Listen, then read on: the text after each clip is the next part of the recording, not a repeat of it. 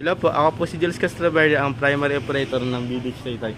Ito pang machine embroidery at madalas po ito magamit. May 24 pieces output last week. Ito naman po ang screen ng embroidery machine at gumagana naman po siya ng maayos. At ito naman po ang needle bar. Nagtatay naman po ito ng maayos. At dito naman po nakalagay sa baba ang aming bobbin rewinder at dito na rin po nakalagay yung aming ABR. Sa side naman na po ito, dito po nakalagay ang aming pelon. At sa cabinet po ito, dito po nakalagay ang aming tools. Ang used thread.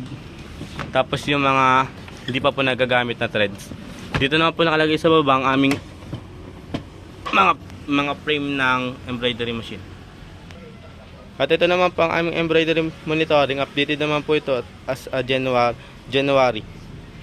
Same run din po dito sa may embroidery inventory report at dito rin po sa may embroidery maintenance checklist.